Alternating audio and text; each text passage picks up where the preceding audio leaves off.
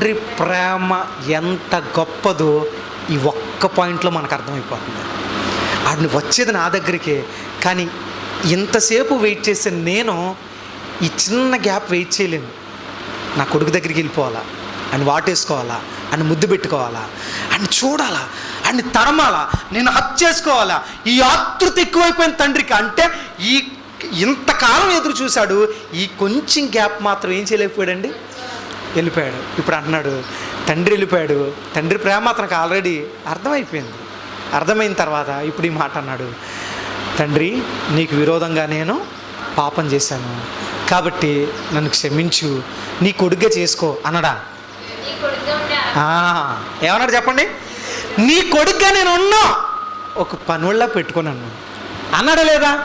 వద్దు, నువ్వు పనివాడు వెంట్రా, గుర్తుపెట్టుకో, నువ్వు పాడైపోయినా నా కొడుకువే, పందులు మేపినా నా కొడుకువే, వేశ్యలతో సాంగత్యం చేసిన నా కొడుకువే, నా ఆస్తంతా పాడు చేసిన నా కొడుకువే. ఇప్పుడు గెడ్డ మార్చిపోయినా, క్షవరం మార్చిపోయినా, నువ్వు దరిద్రంగా ఉన్నా, వాసన వచ్చినా, ఎంత దరిద్రంగా ఉన్నా నువ్వెవరవే? ఎవరవే? చాలా సందర్భంలో పాపం చేసి దేవుడి చిత్తానికి వ్యతిరేకంగా మనం మారిపోతున్నప్పుడు మనం ఏమనుకుంటాం తెలుసా?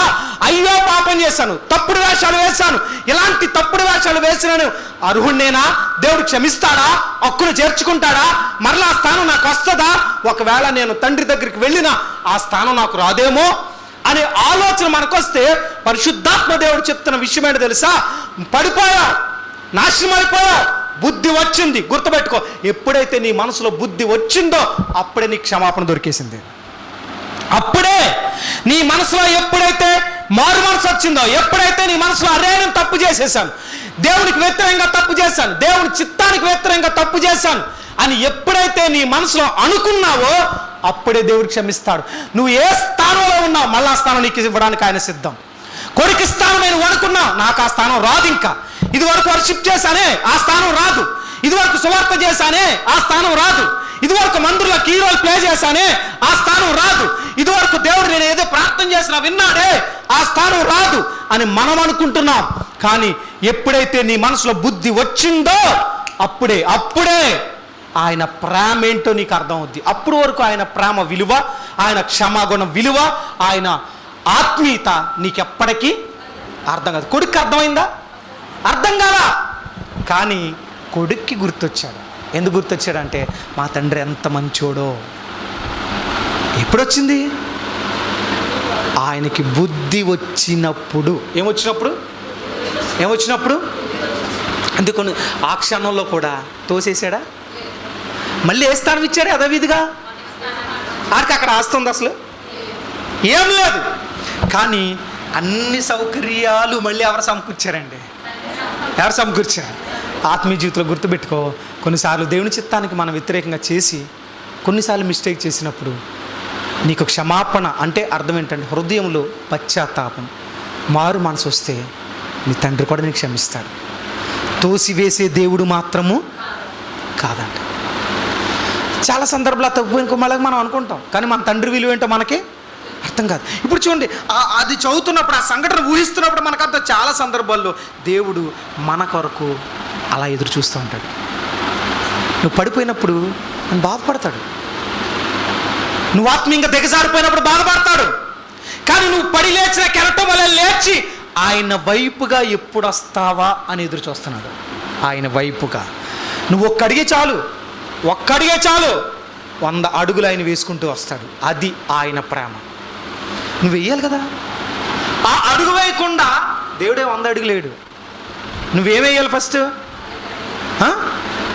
ఇప్పుడు తప్పుపోయిన కుమారుడిని వెతుక్కుంటూ తండ్రి రాలేదు కదా అలా.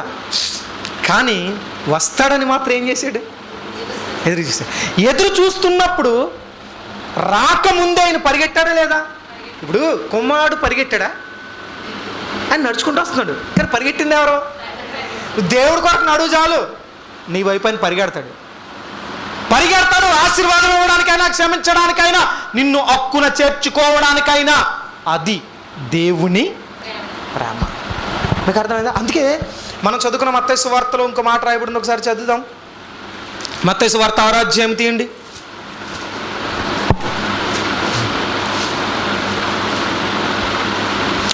ఎనిమిదో వచ్చిన ఒకసారి చదవండి తల్లి. మీరు మీ తండ్రిని అడగక మునిపే మీకు అక్కరిగా నున్నవేవో ఆయనకు. చాలండి, ఈ మాట ఎంత ధైర్యం ఇస్తుంది తెలుసా? ఇప్పుడు మీరు అడగక పూర్వమే మీకు అక్కరగా ఉన్నవేవో ఎవరికి తెలుసు అంట? చెప్పండి, గట్టిగా గట్టిగా చెప్పండి. ఇప్పుడు తప్పిపోయిన కుమారుడు మనసులో అనుకున్నాడా, పైకి అన్నాడా?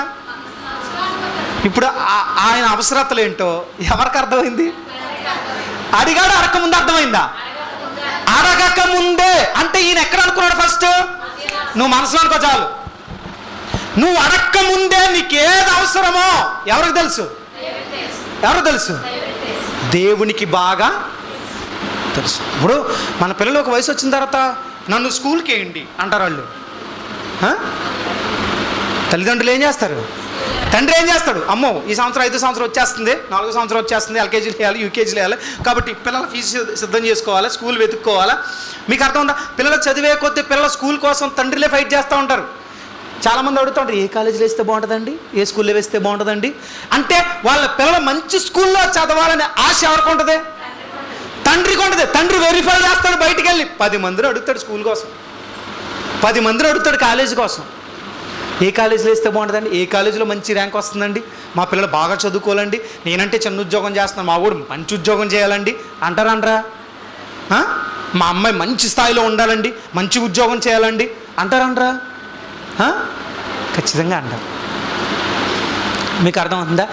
మంచి తండ్రి బిడ్డల భవిష్యత్తు గురించి ఆలోచిస్తే మంచి పిల్లలు తండ్రిని సంతోషపెడతారు.